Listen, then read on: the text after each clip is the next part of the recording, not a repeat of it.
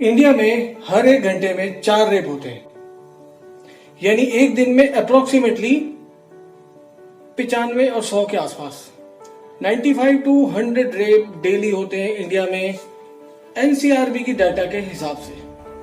क्या हमने कभी सोचा है कि ऐसा क्यों होता है? हम लोग रेप के क्राइम के बारे में बात करते हैं, विक्टिम के बारे में बात करते हैं, एक्यूज के बारे में बात करते हैं, लेकिन कभी सॉल्यूशन के बारे में या इस रेप क्यों होते हैं, इसके पीछे रीजन क्या है। चलिए आज बात करते हैं रेप के कुछ मेन रीजंस जिनकी वजह से रेप होता है।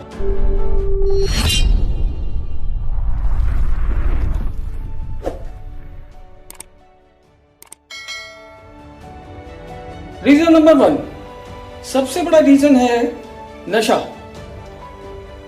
जो अपराधी है वो नशा करने के बाद उसके अंदर अपराध की या क्राइम की जो प्रवृत्ति है, जो लालसा है, वो 90 से 95% बढ़ जाती है और वो अपने आप को ऐसे कामों में या ऐसे किसी कार्य में उलझाना पसंद करता है जो वो आम लाइफ में या मतलब नॉर्मल रूटीन लाइफ में नहीं कर पाता। उसकी दबी हुई इच्छाएं, कुंठाएं बाहर आने लगती हैं। तो सबसे पहला रीजन है नशा, जिसकी वजह से मैक्सिमम रेप केस होते हैं। जैसा कि हमने दिल्ली में निर्भया कांड देखा था। रेप होने का दूसरा सबसे बड़ा कारण है पुरुषों की मानसिक दुर्बलता, उनके अंदर जो मानसिक विकार है। ये एक बहुत बड़ी वजह है किसी भी अपराधी को रेप जैसे बुरे काम की तरफ उसका ध्यान खींच ले जाना।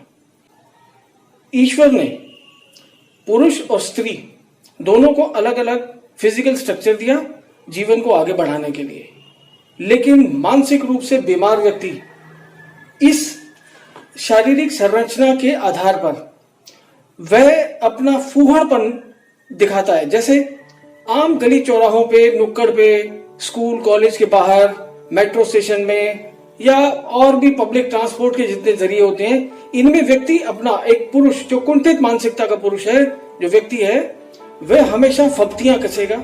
स्त्री ने, उस औरत ने, उस महिला ने, उस लड़की ने क्या पहना है उसके ऊपर अपनी निगाह रखेगा और आंखों से पहला बलात्कार वो अपनी आंखों से ही कर डालता है स्त्री शरीर को देखकर। नंबर 3 पे आता है स्त्रियों का अपने आप को कमजोर समझना। हमारे समाज में ऐसे भी लोग हैं, ऐसे भी विचार हैं, ऐसे भी मान्यताएं हैं जिनके दम पर हम उन्हें कमजोर साबित करने को तैयार रहते हैं। उनको, महिलाओं को शुरू से, बच्चियों को बचपन से ही ये सिखाया जाता है कि आप शारीरिक रूप से इतने सक्षम नहीं है किसी काम को। उनमें शुरू से ही, बचपन से हीन भावना भर दी जाती है, जिससे वे बड़ी होकर अपने आप को दुर्बल समझने लगती है। जबकि हमें चाहिए कि स्त्रियों को शारीरिक रूप से भी सबल बनाने की कोशिश करनी चाहिए, जिससे वो किसी भी स्थिति में अपने आप को तैयार कर सके। रेप होने का चौथा कारण है एकांत में मवालियों का अड्डा बन जाना। एकांत गांव, कस्बों, शहरों में, गली मोहल्लों में ऐसे बहुत सारी जगहें होती हैं जो सुनसान है। कुछ लोगों के मकान जो टूटे हुए हैं, खंडर हो चुके हैं। कुछ लोग ऐसी जगह पे अपने फार्म हाउस टाइप या गांव देहातों के आसपास कुछ गली चौराहे ऐसे होते हैं जो सुनसान है। ऐसी सुनसान जगहों पर ये मवाली टाइप के आदमी या मवाली टाइप के जो आपराधिक प्रवृत्ति के लोग होते हैं अपना अड्डा बनाना पसंद करते हैं। उनको ऐसी जगह बिल्कुल सेफ लगती हैं जहां पर ये अपना गलत काम को अंजाम देते हैं। तो एकांत जो मवालियों का अड्डा बन जाता है, ये भी एक बहुत बड़ी वजह है रेप होने की। 5वां रीजन है हमारा कानून व्यवस्था का लचर होना।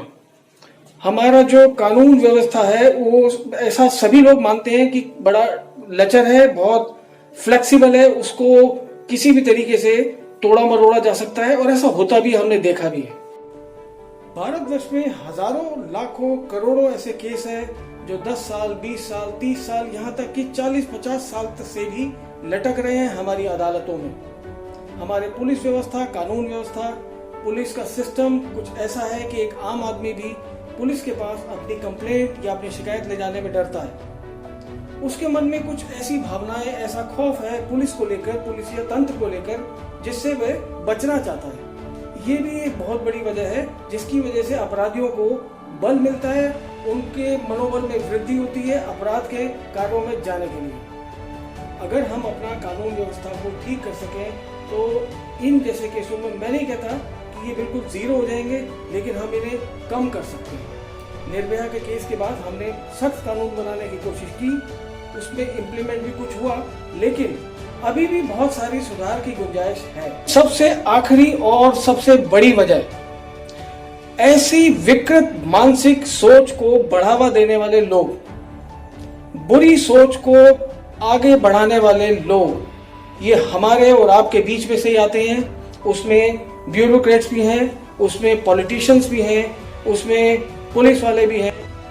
यूपी में एक सम्मानित पॉलिटिशियन ने आज से कुछ साल पहले एक बयान दिया था रेप के ऊपर, कि लड़के हैं उनसे गलतियां हो जाती हैं। अगर ऐसी सोच रखने वाला कोई पॉलिटिशियन है तो इट मीन्स कि जो अपराधी किस्म के व्यक्ति हैं उनकी सोच को बल मिलता है, क्योंकि उन्हें ऐसा लगता है कि हमारे पीछे हमें बचाने के लिए कोई व्यक्ति है, हमें संरक्षण देने के लिए कोई सोच है। इसी सोच को हमें खत्म करना है। ऐसे बहुत से लोग मिलेंगे जो रेप होने के बाद, छेड़छाड़ होने के बाद, ईव टीजिंग होने के बाद लड़कियों का, महिलाओं का ही दोष निकालने लगते हैं। यही है बुरी सोच को, गलत सोच को बढ़ावा देना। अभी हम क्या कर सकते हैं कि रेप ना हो? तो सबसे पहली बात, पढ़ेगा इंडिया तो बढ़ेगा इंडिया। इट मीन्स कि हम अपने बच्चों को, बच्चियों को पढ़ाएं, उन्हें बचपन से ही ऐसे संस्कार देने की कोशिश करें कि वो हर किसी का सम्मान करें। आखिर में इतना ही कहना चाहूंगा कि क्राइम अगेंस्ट वुमेन को अगर रोकना है तो आपको और हमें मिलकर साथ आकर आगे बढ़ना पड़ेगा। इसके बारे में बात करनी होगी, क्योंकि अगर हम ही इस तरह के टॉपिक पर, मुद्दों पर बात नहीं करेंगे तो शायद ये समस्या और ज्यादा बड़ी होती जाए, विकराल होती जाए। तो क्राइम अगेंस्ट वुमेन को अगर आप खत्म करना चाहते हैं तो उठिए, आगे बढ़िए, शेर बनिए, और अगर शेर नहीं बन सकते तो इस वीडियो को शेयर कीजिए। जय हिंद, जय भारत।